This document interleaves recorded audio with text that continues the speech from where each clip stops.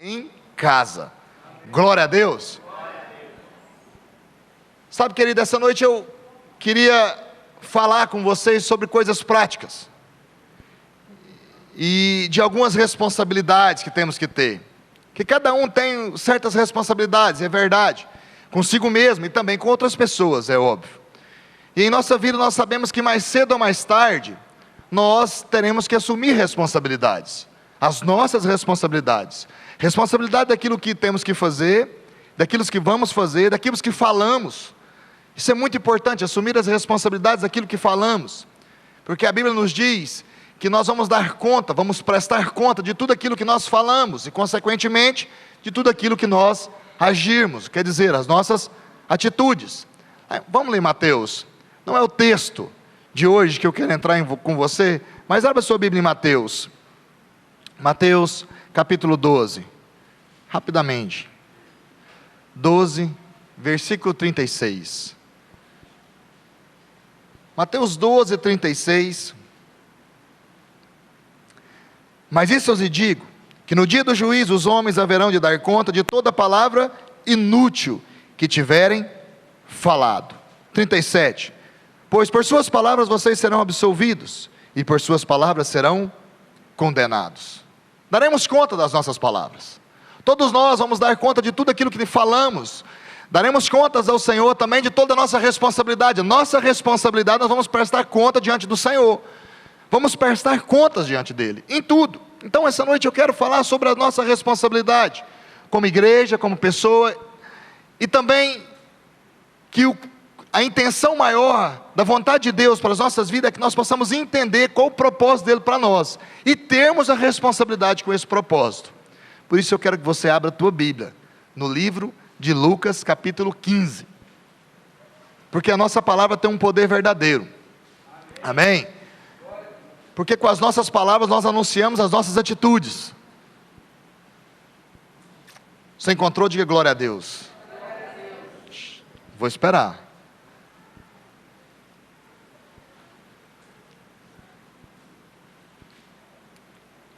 Amém? Aquilo que nós falamos, amado, muitas das vezes é o que nós praticamos. Nossa prática vem das nossas palavras. Nossas atitudes são consequências de nossas palavras. E isso é uma verdade. Então, leia comigo, acompanhe comigo. Todos os publicanos e pecadores estavam se reunindo para ouvir Jesus. Mas os fariseus e os mestres da lei criticavam este homem. Este homem recebe pecadores e come com eles. Então Jesus lhe contou uma parábola. Diga comigo, uma parábola. Qual de vocês, que possuindo 100 ovelhas e perdendo uma, não deixa as 99 no campo e vai atrás da ovelha perdida até encontrá-la? E quando a encontra, coloca alegremente nos ombros e vai para casa. Diga comigo, casa. Ao chegar, reúne os seus amigos, vizinhos e diz: alegrei-se comigo, porque encontrei a minha ovelha perdida. Eu lhes digo que da mesma forma haverá mais alegria no céu por um pecador que se arrepende, do que por 99 justos que não precisam de arrepender-se.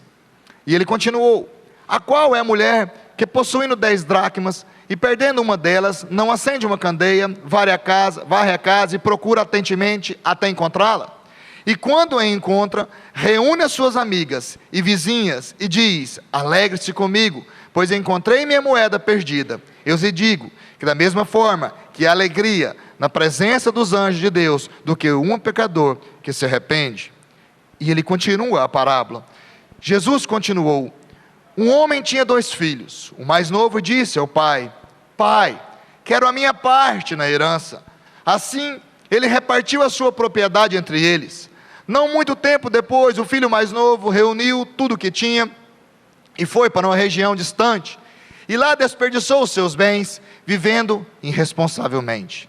Depois de ter gasto tudo, houve uma grande fome em toda aquela região, e ele começou a passar necessidade. Por isso foi empregar-se com um dos cidadãos daquela cidade, que o mandou para o seu campo, a fim de cuidar dos porcos. Ele desejava encher o estômago com as vagens de alfarrobeiras que os porcos comiam, mas ninguém lhe dava nada. Caído em si, ele disse: quantos empregados de meu pai têm comida de sobra e eu aqui morrendo de fome? Eu me porei a caminho e voltarei para o meu pai e lhe direi: Pai, pequei contra o céu e contra ti, mas não sou digno de ser chamado teu filho. Trata-me como um dos teus empregados. A seguir levantou-se e foi para ter com seu pai.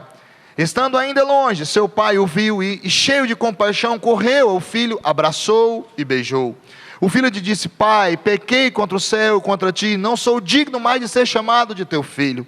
Mas o pai disse aos seus servos: Depressa, tragam a melhor roupa e vistam nele. Coloquem um anel em seu dedo e calce os seus pés. Tragam um novilho gordo e matem-no. Vamos fazer uma festa e nos alegrar, pois esse filho que estava morto voltou à vida, estava perdido e foi achado. E começaram a festejar o seu regresso. Enquanto isso, o filho mais velho estava no campo. Quando se aproximou da casa, ouviu a música e dança. Então chamou os seus servos e perguntou o que estava acontecendo. Este lhe respondeu: Seu irmão voltou, e seu pai matou um novilho gordo, porque recebeu de volta, são e salvo. O filho mais velho encheu-se de ira e não quis entrar. Só até aí. Feche teus olhos. Papai, obrigado pela tua palavra, que é viva e que é eficaz. E que essa palavra, Pai, fale aos nossos corações essa noite. Transforma as nossas vidas. Pai, não só da boca para fora, mas que ela acha, Pai, guarida nos nossos corações. E que os nossos corações, ó Pai, venham a ser cheios, ó Pai, da tua porção, da tua palavra, da tua vontade. Que nós possamos ter entendimento, sabedoria, conhecer o Senhor. Que o Senhor se revele a nós de forma diferente, de forma nova. E que esse Espírito, ó Pai, que o Espírito Santo, que tem liberdade em nós, possa agir no nosso coração e transformá-lo a cada dia. E que esse mesmo Espírito, ó Pai, tenha liberdade no nosso meio, para trazer da tua unção, da tua vontade, da tua porção sobre nós. E leva agora a nossa mente cativa à obediência de Cristo, em nome de Jesus. Amém. Diga glória a Deus. Amados, isso na verdade deve ser aplicado em nossa vida. De que forma? As nossas palavras, ela têm poder. Por isso, quando eu prego a palavra de Deus, eu devo pregar o que eu pratico. Porque eu irei prestar contas de Deus de tudo na minha vida. Todos nós. Assim também, quando eu entro em desacordo com alguém, minhas palavras devem ser medidas. Pois na hora da raiva é que eu demonstro quem realmente eu sou. O que eu falo com a cabeça fria é o que eu desejo ser. O que eu falo com a cabeça quente é quem realmente eu sou. A verdade real disso tudo é isso. Porque quando você está tranquilo, você sempre vai ter diálogo numa boa com a pessoa. Agora, quando você está esquentado, nervoso, você vai falar realmente o que você pensa. Realmente você vai exteriorizar aquilo que está dentro de você. Às vezes é raiva. Foi o que aconteceu dentro dessa parábola. No finalzinho dela, quando o filho mais velho exterioriza sua raiva contra o pai. Mas é importante entender que eu posso mudar.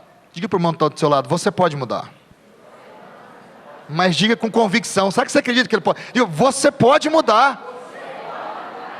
Porque às vezes você fala, você pode mudar.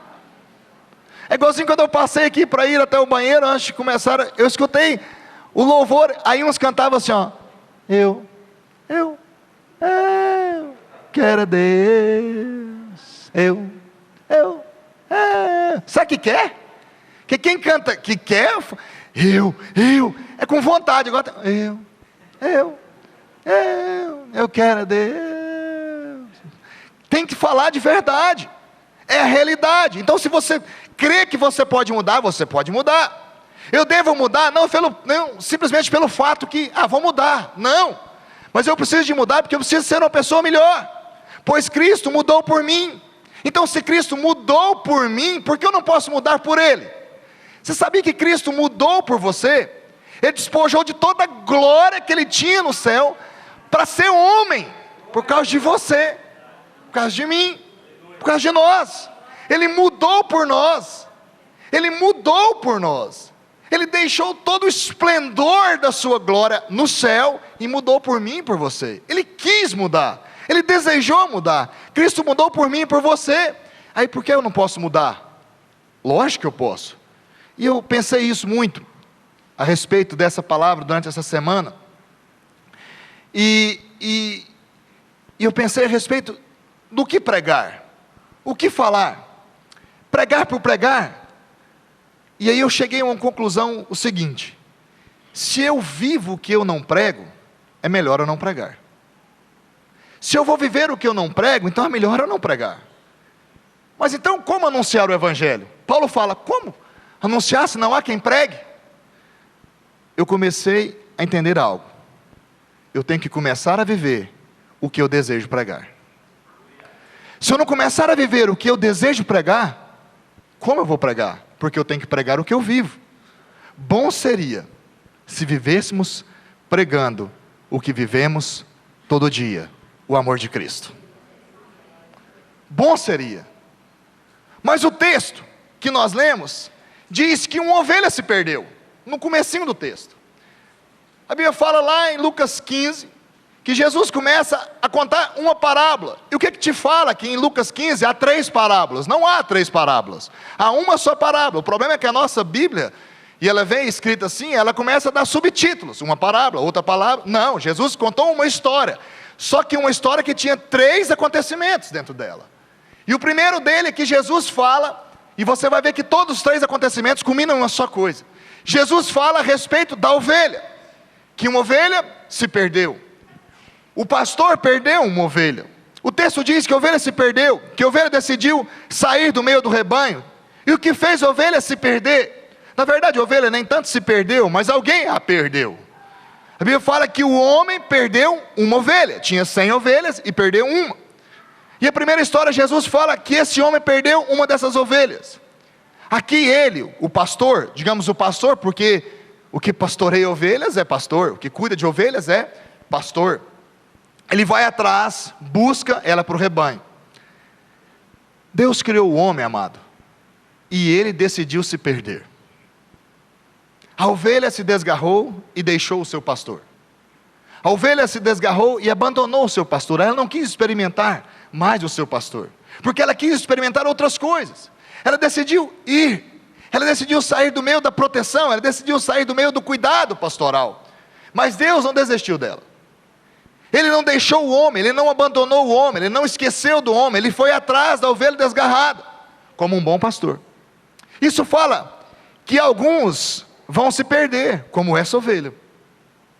Alguns vão se perder, por escolha própria. Algumas ovelhas vão vacilar, vão se perder, vão buscar outros apriscos, outras formas de alimento, e é minha responsabilidade, como pastor, buscá-la. É minha responsabilidade, como pastor, trazê-la de volta. A minha e a sua.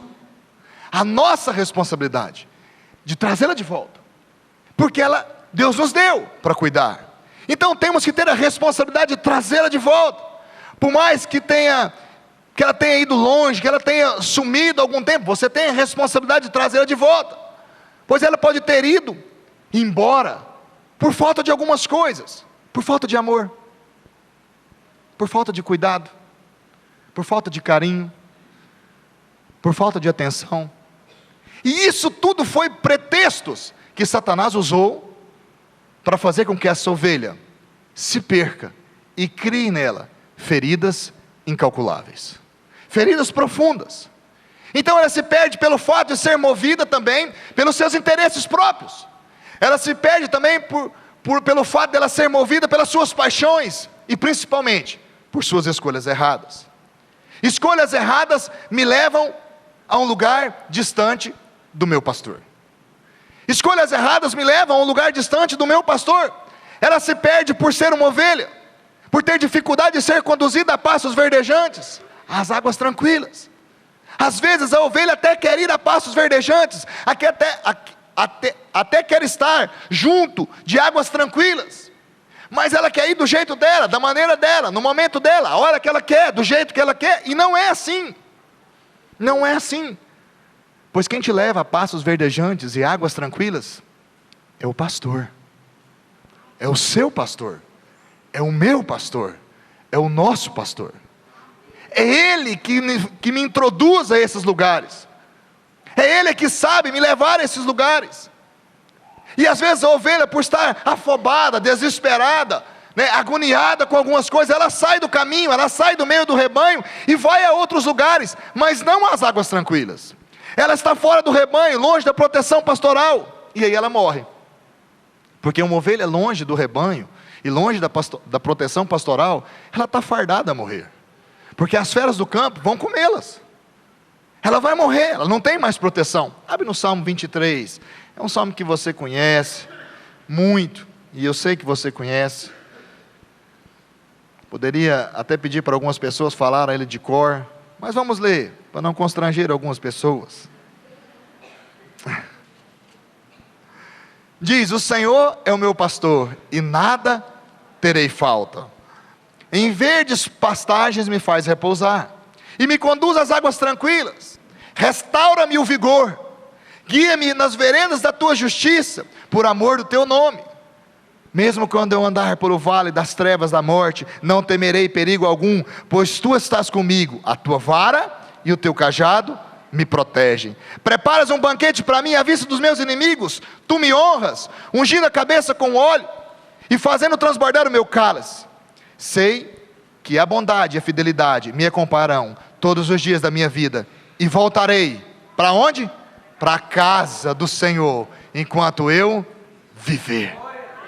Para casa, voltarei para casa, voltarei para a casa do Senhor enquanto eu viver. Enquanto eu viver. É tremendo.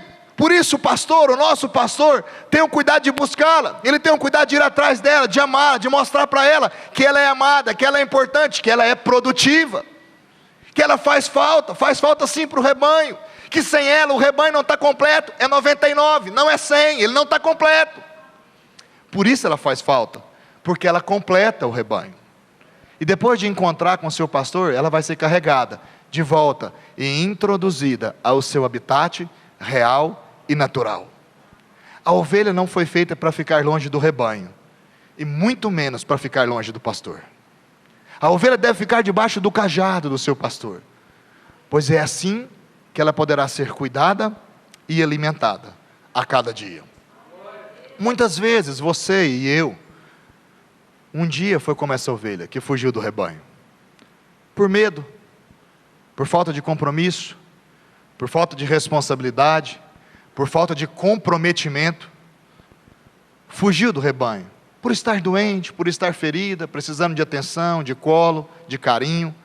Mas o pastor principal percebeu isso. E às vezes o pastor terreno, natural, não percebeu, porque ele é humano, ele erra, ele é falho. Porém a ovelha teve de se arrepender pelo fato de ter abandonado o rebanho. Mas ela precisa deixar que o pastor cuide dela novamente. Porque quando essa ovelha viu novamente o seu pastor, ela permitiu que o pastor a pegasse e a carregasse novamente para o meio do rebanho. Ela entendeu isso, que o cuidado era com ele. Por isso o nosso pastor quer cuidar de você novamente. Por isso o pastor, ele quer cuidar de você, ele te ama, ele não te abandona, ele vai atrás de você. Por isso o nosso pastor quer tratar com você, quer você de volta para o rebanho, quer usar até mesmo outros pastores, o pastor aqui para te abençoar, ou outro pastor na sua vida daqui para te abençoar. Ele quer tratar com você, ele quer abençoar a sua vida. Por quê? Porque ele quer cuidar de você, ele quer expressar o amor sobre a sua vida. Deixa o amor de Jesus entrar, ministrar o bálsamo em suas feridas, nas dificuldades. Sabe para quê? Porque só houve festa quando a ovelha retornou para o meio do rebanho. Só houve festa quando a ovelha retornou. Aquele homem que havia perdido disse para todos eles: olha, vem reunir comigo e vamos nos alegrar, porque há novamente alegria no nosso meio, porque eu tinha perdido uma ovelha e a recuperei.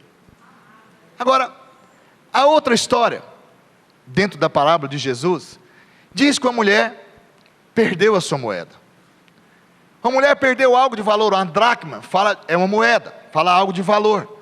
A mulher havia perdido algo de valor que havia guardado, e se perdeu, guardou mal. Só perdeu porque guardou mal.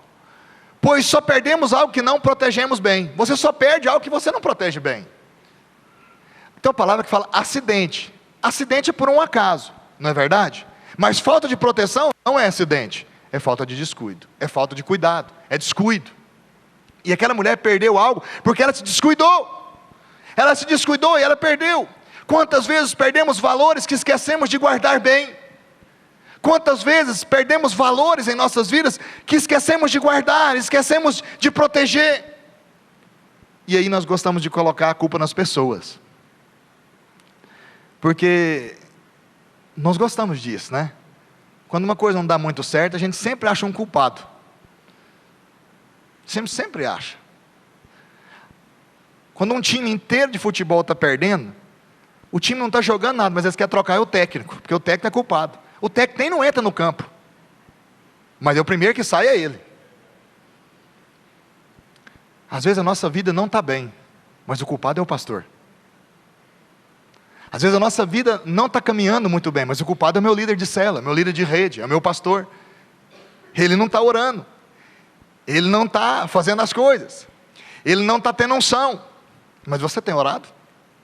Você tem buscado a Deus? Você tem pagado um preço diante do Senhor? Por você? Para você?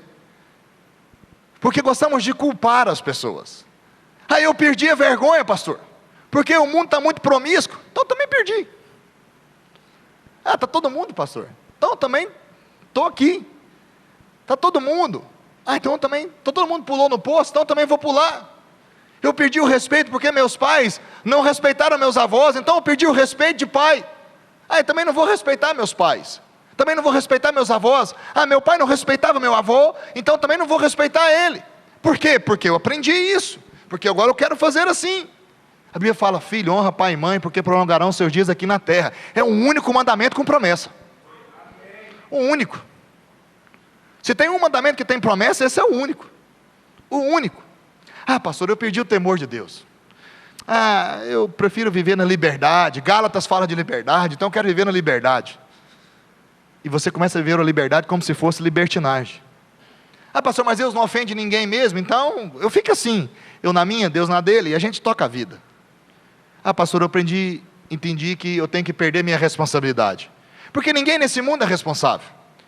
E aí você começa a achar culpados pelos seus erros, pelas suas percas, pela sua falta, pelo seu descompromisso, pela falta do comprometimento com Deus.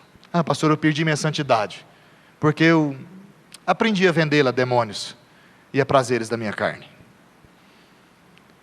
E aí nós começamos a achar culpado para as coisas. Quais têm sido os valores que temos perdido nesses dias de hoje? Quais têm sido as responsabilidades que temos passado para outras pessoas? Quais são os princípios que temos abandonado? Princípios bíblicos. Assuma a sua responsabilidade uma vez por toda. As suas percas, foi você que permitiu. Temos que ficar atento com os valores que temos. Quem deve ir atrás dos valores perdidos? Você. Você que deve ir atrás dos seus valores perdidos, não sou eu, nem seus familiares. Aqui não é o pastor que deve ir atrás dos seus valores, e muito menos alguém da sua família. Mas é você que deve correr atrás e procurar os valores que você perdeu. A poeira do mundo, ela tenta o mais rápido possível esconder e encobrir os valores perdidos, como ele fez com aquela mulher, quando ela perdeu a moeda, a poeira do mundo, a poeira da casa que havia ali, logo foi tampando aqueles lugares para achar dificuldade, para encontrar dificuldade para achar a moeda. No caso da mulher, ela fica desesperada, ela faz de tudo para encontrar o valor perdido. No mesmo instante, a primeira coisa que ela faz, qual é? A Bíblia fala que ela acende uma vela, uma candeia. Naquela época não existia luz elétrica. E uma candeia, uma vela, serviria para quê? Para trazer luz, claridade. Aonde ela havia perdido? Na sua casa. Então ela acendeu uma luz dentro da sua casa. O que a Bíblia fala? Que nós somos templo do Espírito Santo. Qual a luz que está em você? Cristo. Só que muitas das vezes ela está apagada. Muitas das vezes ela está apagada. E por isso você não tem encontrado os valores que você tem perdido. Por isso você não tem encontrado os valores. Agora, a luz que aquela mulher acendeu ajudou a ela a encontrar o valor perdido. Acenda a luz de Jesus que há em ti e começa a varrer a poeira do mundo que está sobre a sua casa, que tenta encobrir os valores e os princípios de sua vida. Varrer a casa fala de mexer com tudo, que está dentro de você. Quando alguém quer limpar bem uma casa, ele varre toda a casa, porque eu já varri casa, e quando eu ia varrer a casa, que eu não queria limpar, eu só limpava o corredor e a sala. Mas quando alguém quer varrer bem, quer limpar bem uma casa, ela mexe em todos os móveis. Em todos os móveis. Ela arranca do lugar, ela tira para um lado, ela tira para o outro, as cadeiras ficam de cabeça para baixo, os sofás também, ela arrasta os cômodos da casa, os trem, tudo para quê? Para que varra a casa bem varrida. Para limpar a casa, para encontrar e tirar toda a sujeira que estava ali dentro. É isso que ela faz, foi isso que ela fez. Ela começou a limpar a sua casa, até encontrar o valor que ela havia perdido. Ela acessou uma luz que havia na mão dela, e às vezes você tem que acessar a luz que está em você, para encontrar os valores perdidos. Agora, depois que aquela mulher encontrou o que ela havia perdido, a Bíblia fala que ela reuniu as suas amigas e se alegrou. Houve uma festa. Será que você hoje pode perceber que você tem valores que precisam ser encontrados o mais rápido possível, para depois você celebrar? Valores que foram perdidos, que precisamos encontrar para podermos celebrar. Será que não seria importante olhar para nós mesmos e saber em que lugar da minha casa que eu preciso rapidamente acender a luz de Jesus, para que eu encontre os meus valores? E a outra história dentro da parábola que Jesus conta, essa já é uma história mais conhecida. Ela fala de um jovem que abandona tudo para ir em busca das aventuras da vida. Esse jovem, ele tinha tudo. Se você olha para a vida desse jovem, e as condições, e as suas escolhas, de certa forma, a primeira coisa que você detecta nele é que ele era um jovem rico, porque o seu pai tinha posses. Ele pede a sua herança, pede para o pai vender, ele dá a metade da herança para ele. Era um pai que tinha posses. Também ele era bem quisto pelo seu pai.